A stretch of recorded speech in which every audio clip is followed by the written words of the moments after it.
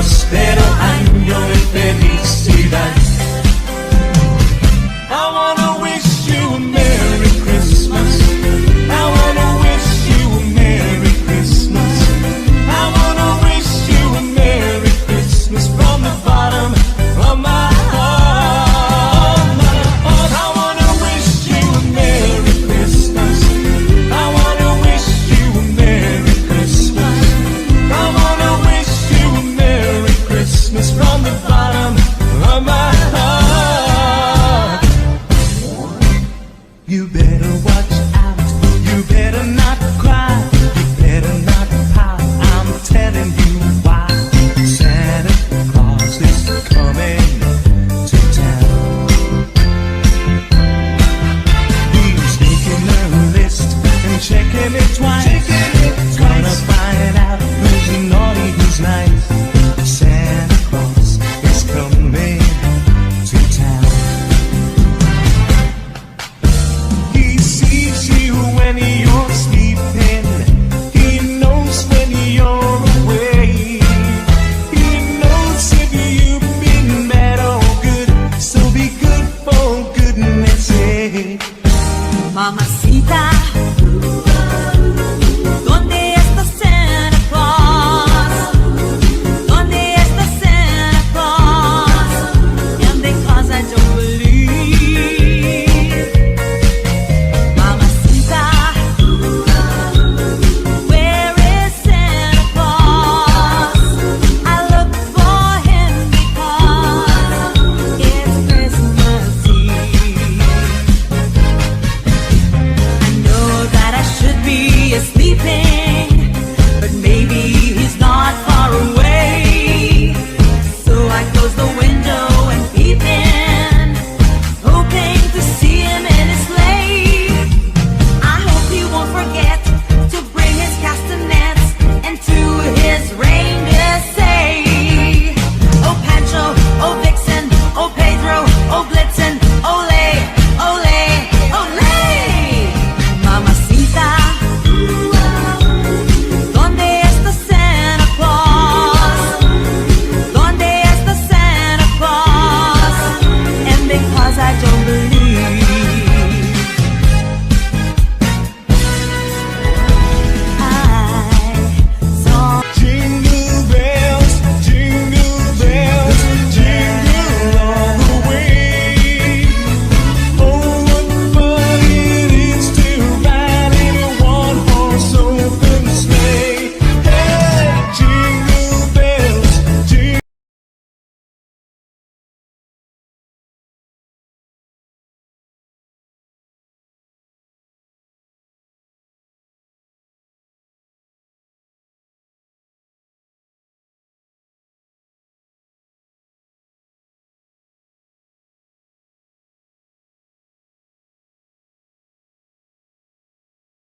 Magandang gabi po sa ating lahat. Sa lahat po ng mga brothers and sisters and visitors natin ngayon. Advance Happy New Year sa inyong lahat and welcome po sa ICOC East Pasig Online Weekly Devotion. Maraming salamat at nakasama namin kayo ngayon. Punong-puno po ako ng pasasalamat dahil tayo ay pinagsama-sama muli ng Panginoon sa pamamagitan ng online o technology. Naniniwala po ako na ang Diyos ay may mga mahalagang bagay na nais niyang iparating sa gabing ito at kung saan man tayo naroroon. Excited po ako sa salita ng Diyos sa araw na ito. Kapatid, excited ka na rin ba? Ayan, pero bago ang lahat, basahin natin ang ating Biblia sa Joshua 1:9. Sinasabi dito, tandaan mo ang bilin ko, magpakatatag ka at lakasan mo ang iyong loob. Huwag kang matakot o mawala ng pag-asa, sapagkat akong si Yahweh na iyong Diyos ay kasama mo saan ka man magpunta. Sa unang araw ng isang bagong taon, marami sa atin ang gusto ng isang maligayang bagong taon. Ngunit sa pagsisimula natin ng bagong taon, kailangan natin ng higit pa sa pagbati mula sa mga tao sa ating paligid. kailangan nating makinig sa sinabi ng Diyos kay Joshua more than 3 years ago. Tulad ng pamumuno ni Joshua sa mga Israelita patungo sa lupang pangako. May dahilan siya para matakot. Amen? Dahil napakalaki ng tungkulin niya bilang isang leader. At alam niya ang mga panganib na haharapin niya, kaya he needed God's encouragement. Itong darating na bagong taon, mga kapatid, naghahati dito ng maraming katanungan para sa bawat isa. Magiging maayos ba ang aking kalusugan? Magtatagal ba ang pagsasama nating mag-asawa? Mawawalan na naman ba ako ng trabaho? Makakapasok ba ako sa tamang paaralan? Kailan ba kaya tatagal ang aking buhay? Mapapabuti ba ang ekonomiya? Matatapos na ba ang pandemic? Diba? Magkakaroon ba ng teroristang pagsalakay o ilang kalamidad na magdadala sa akin, sa kapahamakan at sa aking mga mahal sa buhay? But you know what, mga kapatid? The Creator of the universe, si God, ay dumarating at nagsasabi sa atin na huwag kang matakot, huwag kang panghinaan ng loob. Ang mangyayari sa darating na taong ito ay hindi natin alam, but God is in control. God is in charge. At nangako siyang mananatiling malapit sa atin. Na sinabi niya, I am the Lord your God, will be with you wherever you go. At hindi lang yan. Pagkaraan ng maraming taon, nangako rin ang Panginoong Hesus nang sabihin niyang, I am with you always. Ito ay mababasa natin sa Matthew 28, chapter 28, verse 20. Iyan ang dahilan kaya natin naisin ang isa't isa na maging maligayang bagong taon. Tayo'y manalangin. Amang nasa langit, salamat sa kaloob ng bagong taon at sa pangako ninyong manatili sa amin. Hinihingi namin ang inyong patnubay at karunungan sa bawat araw. Dinadalangin ko po ito sa pangalan ni Jesus. Amen.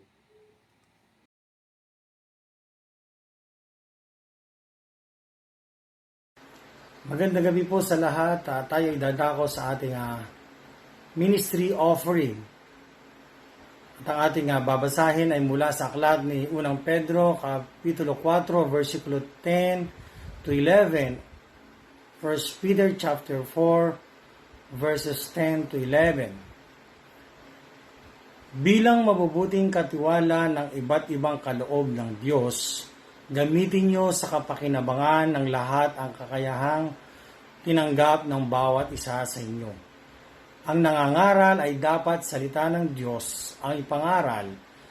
Ang naglilingkod ay dapat maglingkod gamit ang lakas na kaloob sa inyo ng Diyos upang sa lahat ng bagay siya'y papurihan sa pamamagitan ng Hesukristo, sa Kanya ang kapurihan at karangalan magpakailanman. Amen. Kinilala ng may akda ang kanyang sarili bilang si Pedro, isang apostol ni Hesukristo, at ang liham ay tradisyonal na naiugnay kay Pedro na apostol na naisulat sa Roma sa pagitan ng 70 at 100 CE. Sinabi ni Pablo na bilang isang katiwala at tagapangasiwa sa kaloob ng Diyos ay dapat daw nating gamitin ito sa kapakipakinabang para sa ikararangal at kahalatihan ng ating Diyos. Ang bawat isa ay may kani-kaniyang kaloob. Amen? Hindi man tayo nabiyayaan ng lakas ng loob para maging tagapangaral o tagapagturo, ngunit binigyan naman tayo ng mabuting puso upang ang pangangaral at ang pagtuturo ng salita ng Diyos ay maihayag sa pamamagitan ng ating mga kapatiran na may lakas at kaloob nito. Mga kapatid, tayo man ay pwedeng tagapagturo o tagapangaral sa pamamagitan ng ating mga kaloob sa kanyang simbahan. Amen? Nagagamit ang ating financial na kaloob upang maihayag ang kanyang pagmamahal sa lahat ng tao. At dahil sa ating kaloob na ating pinamumuhay, nabibigyan natin ng pag-asa ang mga taong hindi pa nakakakilala sa Diyos. At nabibigyan natin ng kaluwalhatian ang kanyang pangalan. Amen. Amen. Manalangin po tayo. Ama naming nasa langit, magandang gabi po. Salamat sa oportunidad na kami ay magamit mo sa pagitan ng mga kaloob na aming ibibigay.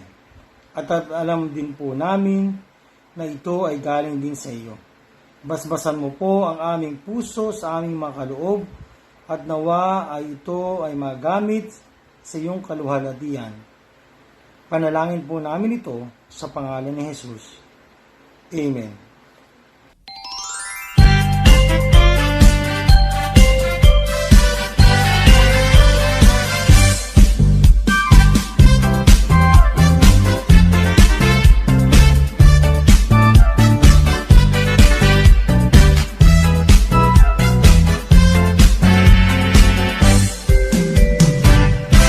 Feliz Navidad, Feliz Navidad, Feliz Navidad, Feliz Navidad, Feliz Navidad, próspero año y felicidad.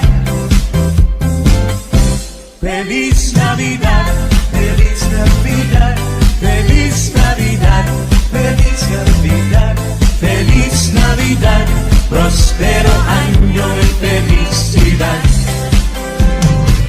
I wanna wish you a Merry Christmas. I wanna wish you a Merry Christmas. I wanna wish you a Merry Christmas from the bottom of my heart. I wanna wish you a Merry Christmas. I wanna wish you a Merry Christmas. I wanna wish you a Merry Christmas from the bottom.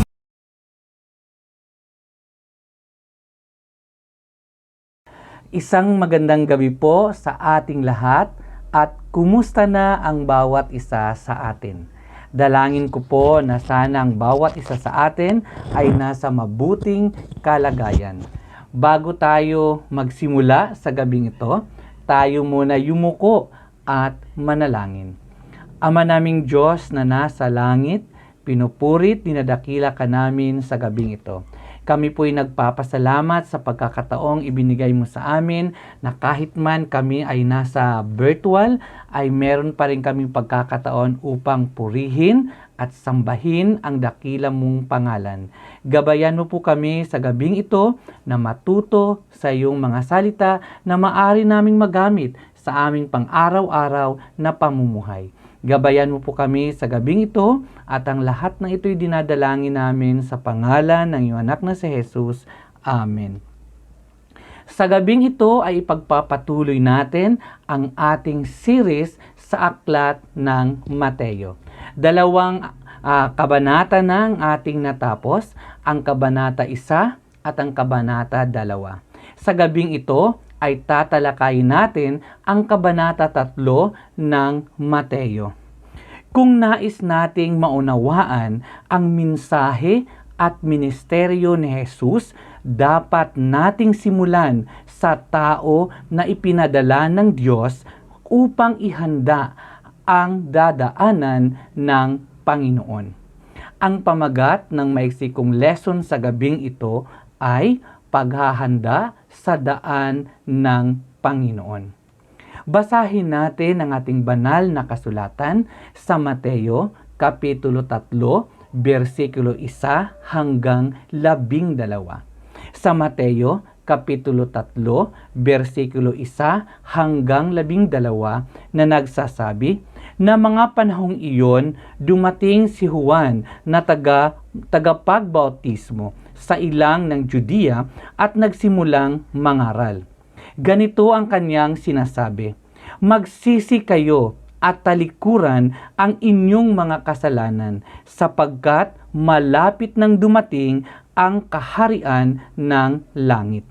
Si Juan ang tinutukoy ni Propeta Isaias nang sabihin niya, ito ang pahayag ng isang taong sumisigaw sa ilang. Ihanda ninyo ang daraanan ng Panginoon. Gumawa kayo ng mga tuwid na landas na kanyang lalakaran. Gawa sa balahibo ng kamelyo ang damit ni Juan, at sa balat ng hayop ang kanyang sinturon. Ang kanyang mga pagkain o ang kanyang pagkain ay balang at pulot-pukyutan. Dinarayo siya ng mga tao mula sa Jerusalem, sa buong Judea at sa magkabilang panig ng Jordan. Ipinahayag nila ang kanilang mga kasalanan at sila'y binautismuhan niya sa ilog Jordan. Nang makita niyang lumapit din sa kanya ang maraming Pariseo at Saduceo upang magpabautismo, sinabi niya sa kanila, lahi na mga ulupong, akala ba ninyong makakatakas kayo sa parusa ng Diyos? Patunayan muna ninyo sa inyong mga buhay na kayo'y talagang nagsisisi. At huwag ninyong akalain na makakaiwas kayo sa parusa ng Diyos dahil sinasabi ninyong ama ninyo si Abraham. Sinasabi ko sa inyo na kahit sa mga batong ito ay makakalikha ang Diyos ng mga anak ni Abraham. Ngayon pa lamang ay nakaamban na ang palakol sa ugat ng mga punong kahoy. Ang bawat punong hindi mabuti ang bunga ay puputulin at itatapon sa apoy. Binabautismuhan ko kayo sa tubig bilang patunay ng inyong pagsisisi at pagtalikod sa kasalanan. Ngunit ang darating na kasunod ko ay magbabautismo sa inyo sa Espiritu Santo at sa apoy. Higit siyang makapangyarihan kaysa akin, ni hindi man lamang ako karapat-dapat magdala ng kanyang sandalyas. Hawak na niya ang kanyang kalaykay upang alisin ang mga dayami. Titipunin niya sa kamalig ang trigo, ngunit ang ipa ay susunugin sa apoy na di mamamatay kailanman. Ano ang mensahe ni Juan sa kanyang pangangaral? Makikita natin sa Mateo Kapitulo 3, versikulo 2 na nagsasabi, ganito ang kanyang sinasabi, magsisi kayo at talikuran ang inyong mga kasalanan sapagkat malapit nang dumating ang kaharian ng langit. Kaya ang mensahe ni Juan sa kanyang pangangaral, una, ang tawag para pagsisihan o magsisi sa mga kasalanan o pagtalikod sa mga kasalanan. Ayon sa ating pag-aaral sa repentance study, ang salitang pagsisisi ay nagsimula sa salitang Griego na metanoia, nang ibig sabihin ay pagbabago ng isip. Ito ay isang desisyon ng pagbabago na may kasamang gawa. Ito ang hamon ni Juan, ito ang mensahe ni Juan sa mga tao na hindi lamang magsisisi, kundi ipakikita ito sa kanilang gawa o ipakikita ito sa kanilang buhay. Pangalawa, pagpapahayag sa pagdating ng kaharian ng langit. Ang terminong kaharian sa pag-iisip ng mga Hudyo ay nangangahulugan na maghari. At ang parirala ng langit ay nangangahulugan kung saan o ang pinagmulan ng kahariang iyon. Ito ang mensahe ni Juan sa mga tao. Magsisi sa kanilang mga kasalanan at ihanda sila para sa pagdating ng kaharian ng langit. Ano ang layunin ni Juan sa kanyang pangangaral? Mababasa natin ito sa Mateo Kapitulo 3, versikulo 3 na nagsasabing, si Juan ang tinutukoy ni Propeta Isaias nang sabihin niya, ito ang pahayag ng isang taong sumisigaw sa ilang. Ihanda ninyo ang daraanan ng Panginoon. Gumawa kayo ng mga tuwid na landas na kanyang lalakaran. Una, upang matupad ang propesiya ni Isayas na ihanda ang dadaanan ng Panginoon. Sabi nga sa Isayas Kapitulo 4 versikulo 3 na nagsasabi, ganito ang sinisigaw ng isang tinig, o ganito ang sinisigaw ng isang tinig. Ihanda ninyo ang daraanan ni Yahweh sa ilang. Gumawa kayo ng mga tuwid na landas na kanyang lalakaran sa ilang. Layunin ni Juan na ihanda ang mga tao para sa pagdating ng Mesiyas. Ito din ang sinasabi ng anghel sa kanyang ama na si Zacarias, ng kanyang anak ang siyang maghahanda sa mga tao para sa Panginoon. Ayon nga sa Lucas Kapitulo 1, versikulo 16 hanggang 17 na nagsasabing, sa pamamagitan niya'y maraming mga Israelita ang magbalik loob o magbabalik loob sa kanilang Panginoong Diyos. Mauuna siya sa Panginoon na taglay ang espiritu at kapangyarihan ni Elias upang pagkasunduin ang mga ama at ang kanilang mga anak at panumbalikin sa daang matuwid ang mga suwail. Sa gayon, ipaghahanda niya ng isang bayan ang Panginoon. Dahil dito ay matagumpay na nahikayat ni Juan ang mga tao dahil mula sa Jerusalem, sa buong Judea at sa magkabilang panig ng Jordan ay pumunta kay Juan upang magpabautismo. At sila ay binautismuhan sa ilog Jordan. At ipinahahayag nila ang kanilang mga kasalanan. Ayon nga sa Mateo Kapitulo 3, versikulo 5 hanggang 6 na nagsasabing, dinayo siya ng mga tao mula sa Jerusalem, sa buong Judea at sa magkabilang panig ng Jordan o ng ilog Jordan. Ipinahayag nila ang kanilang mga kasalanan at sila'y binautismuhan niya sa ilog Jordan. Iyan ang layunin, isa sa mga layunin ni Juan upang ihanda ang mga tao pagdating ng Panginoon. Ang pangalawang layunin ni Juan sa kanyang pangangaral ay upang hamunin ang mga tao. Ayon nga sa Mateo Kapitulo 3, versikulo 7 hanggang 8 na nagsasabing, nang makita niyang lumapit din sa kanya ang maraming Pariseo at mga Saduseyo upang magpabautismo, sinabi niya sa kanila, lahi ng mga ulupong, akala ba ninyo'y makakatakas kayo sa parusa ng Diyos? Patunayan muna ninyo sa inyong mga buhay na kayo'y talagang nagsisisi. Dito makikita natin mga kapatid na dapat ang ating pagsisisi ay may nakikitang bunga tulad ng awa sa mga mahihirap, tapat na pangangalakal, o magiging kontento sa sahod na meron tayo.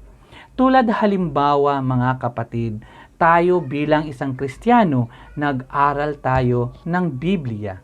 Sa ating pag-aaral, mapapansin ba ng mga tao na nakakilala sa atin na tayo nga ay nagbabago? Kung tatanungin natin ang ating kaibigan o kakilala na malapit sa atin at ipa-differentiate niya ang buhay natin noon at ngayon, meron ba siyang makikitang pagbabago? Dahil kapag ang ating mga kaibigan o kapamilya na nakakakilala sa atin ay walang masabi na pagbabago sa buhay natin, magkakaroon tayo ng problema.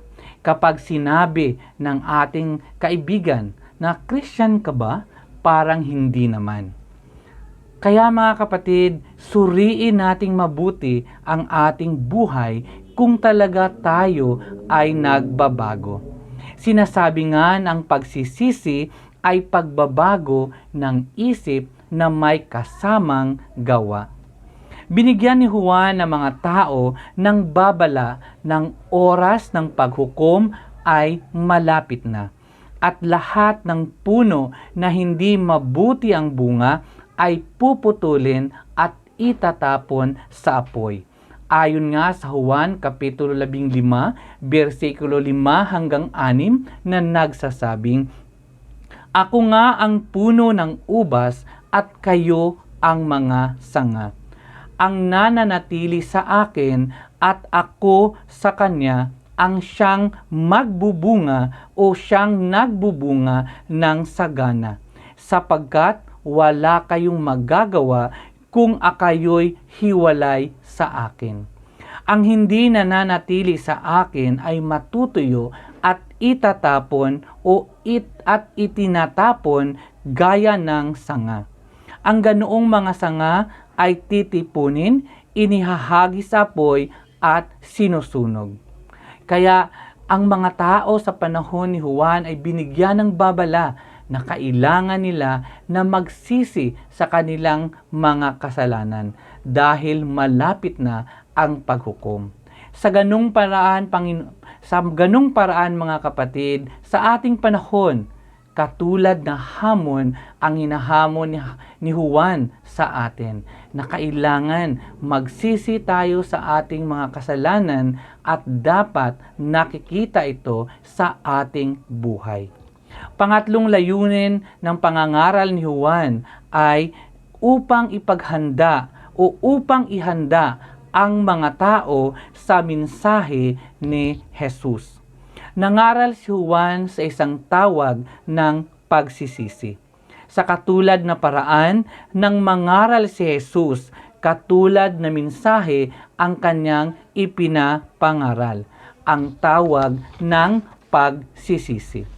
Inaasahan ni Jesus na ang tawag upang magsisi sa mga kasalanan ay dapat maihahayag sa kanyang pangalan sa buong mundo.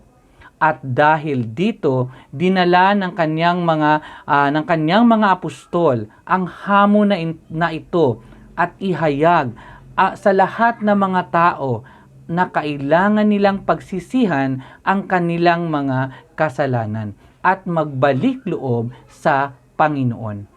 Hanggat hindi natin pakinggan ang tawag ng pagsisisi at pagbabago, hindi natin lubusang maunawaan at maisagawa ang tunay na kahulugan ng pagiging disipulo ni Kristo.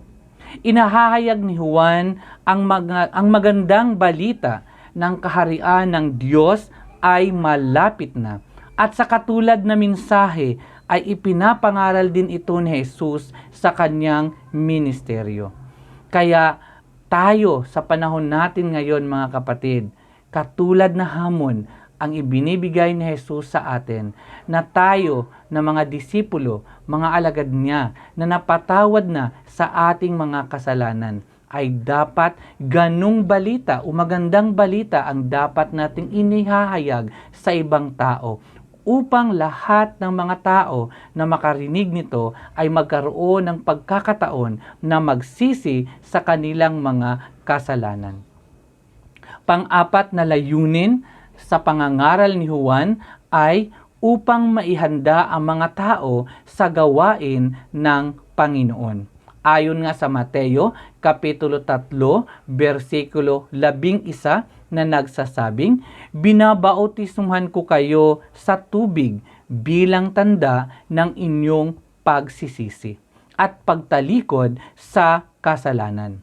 Ngunit ang darating na kasunod ko ang siyang magbabautismo sa inyo sa Espiritu Santo at apoy. Higit siyang makapangyarihan kaysa sa akin, ni hindi man lamang ako karapat-dapat magdala ng kanyang sandalyas." Sinasabi ni Juan na bukod sa kanya ay may darating na mas higit sa kanya na siyang magbabautismo sa banal na Espiritu na di kalaunan ay ipinag-utos ni Jesus sa kanyang mga disipulo sa Great Commission. Ayon nga sa Mateo Kapitulo 3, versikulo 12 na nagsasabing, hawak na niya ang kanyang kalaykay upang alisin ang dayami. Titipunin niya sa kamalig ang trigo, ngunit ang ipa ay susunugin sa apoy na di mamamatay kailanman. Sinasabi ni Juan na ihihiwalay ni Jesus ang mabuti at masama, na ang kanyang gawain ay magiging dahilan upang magkaroon ng pagkakahati sa pagitan ng isang pamilya. Ito ang magiging epekto sa unang gawain ni Jesus. Ipinakikita kung paano magiging hukom at kung paano ang mga salita ni Jesus ang maghuhusga sa atin sa huling mga araw. Ayon nga sa Juan Kapitulo 12, versikulo 48 na nagsasabing, may ibang hahatol sa mga ayaw tumanggap sa akin at sa aking mga salita. Ang salitang ipinahahayag ko ang hahatol sa kanila sa huling araw. Totoo na sa unang pagkakataon na dumating si Jesus dito sa mundo ay upang iligtas ang mga tao sa mundo. Ngunit sa kanyang pagbabalik, darating siya bilang isang hukom ng mundo upang husgahan ang mga ginagawa ng mga tao sa mundo. Sa pagtatapos, mga kapatid, ano ang take-away natin sa gabing ito? Una, bakit mahalaga ang ministeryo ni Juan?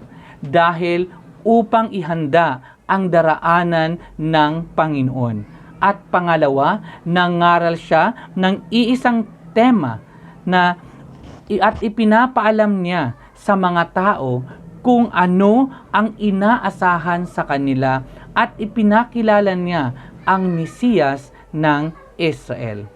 Pangalawa, kaya nang si Jesus ay magsimulang mangaral sa mga tao, madali nang natanggap ng mga tao ang pangangaral niya tungkol sa pagsisisi sa mga kasalanan, tumugon sa tawag ng bautismo, at tanggapin ang magandang balita tungkol sa kaharian ng Diyos.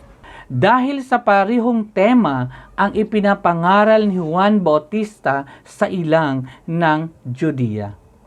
Pangatlo na nais nating matutunan o magiging take-away natin sa gabing ito, sa parehong pagkakataon, ang mensahe ni Juan ay kailangan pa rin natin sa ating modernong panahon. Una, dahil maraming mga tao sa ngayon na hindi siniseryoso ang mensahe ni Jesus tungkol sa pagsisisi o tungkol sa kaligtasan. Maraming mga tao na hindi binigyang halaga ang salitang pagsisisi. Ngunit pinaalalahanan tayo ni Juan na kailangan makita ang bunga sa buhay natin ang ating pagsisisi. Huwag sanang mangyari sa atin ang sinabi ni Jesus sa Lucas Kapitulo 6, versikulo 46 na nagsasabing, bakit ninyo ako tinatawag na Panginoon, Panginoon, gayong hindi naman ninyo tinutupad ang sinasabi ko? Maraming salamat po sa pakikinig. To God be all the glory. Para po sa ating pangkatang talakayan, una, ano ang iyong pananalig o conviction patungkol sa pagsisisi o repentance? Pangalawa, ipaliwanag o talakayin ang Lucas Kapitulo 6, versikulo 46 at Mateo Kapitulo 3, versikulo 12. Muli, isang magandang gabi po sa ating lahat.